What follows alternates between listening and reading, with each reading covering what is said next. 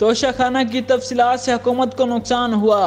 वफाकी हुकूमत ने कल तोशाखाना के पिछले 21 साल की तफसीलात जारी कर दी कि किस हुकूमती शख्सियत को क्या तोहफा मिला और वो तोहफा कौमी खजाने का हिस्सा बना या वसूल करने वाले साहब इसे घर ले गए। तफसीलात में बहुत दिलचस्प मालूमात हैं जिनसे पता चलता है कि मुंतखब और गैर मुंतखब हुकूमती अहदेदारों ने तोशाखानों के गलंडे की दुकान समझ रखा है, जहाँ से नायाब चीजें उन्हें पौने दामों खरीदी जा सकती हैं। 40,000 रुपए की घड़ी 1,000 रुपए में, 50,000 रुपए का कलीन 2,000 में और 1 करोड़ रुपए के जेवरात सिर्फ 30 लाख रुपए में। इनसे हटकर देखें तो क्या तोशाखाना की तफसीलात एक ऐसे वक्त में जारी की गई हैं या अदालत की तरफ से कार्रवाई की गई है जिनका फायदा चेयरमैन पीटीआई इमरान खान को हो सकता है। इमरान खान के खिलाफ तोशाखाना केस ज़ेरे समाअत है, जिसमें साबिक वज़ीर-ए-आज़म पर इल्जाम है कि उन्होंने कीमती तोहफे वसूल करने के बाद इन्हें तोशाखाना में रिकॉर्ड कराने की बजाय पहले इन्हें मार्केट में फरोख्त किया और फिर इसकी मालियत का 30% तोशाखाना में जमा करवाया।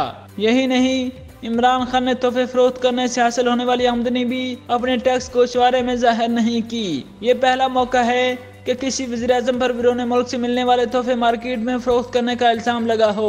अगरचे इमरान खान कहते हैं कि बतौर वज़ीर-ए-आज़म तोहफे उनकी मलकियत थे और वो जैसे चाहे इन्हें इस्तेमाल करे, ताहम वो ये नहीं बताते कि उन्होंने तोशाखाना से तोहफा लेने के लिए मतलूबा रकम पहले अदा नहीं की, बल्कि तोहफे बेचने से मिलने वाली रकम में वो पैसे दिए गए।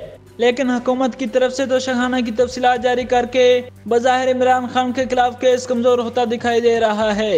तहरीक इंसाफ की क़यादत तोशाखाना के हवाले से मुख्तलिफ रहनुमाओं, खास तौर पर मुस्लिम लीग नून के रहनुमाओं की तफसीलात शेयर कर रही है और ये साबित करने की कोशिश की जा रही है कि तोशाखाना से सब लोगों ने अपनी अपनी पसंद के तोहफे वसूल किए हैं। अगर इमरान खान ने भी ऐसा किया है तो इसमें कुछ भी गैर कानूनी नहीं। कल लाहौर में रैली के दौरान इमरान खान ने यही बात की कि अब तोशाखाना केस अपनी मौत आ मर गया है। अवामी सतह पर तो तहरीक इंसाफ को इसका फायदा हो रहा है, ताहम अदालत में इमरान खान की इससे फायदा पहुंचने की उम्मीद कम ही दिखाई देती है, क्योंकि अदालत में साबिक वज़ीर-ए-आज़म को सबूतों के साथ अपने ऊपर लगाए गए इल्जामात गलत साबित करना होंगे।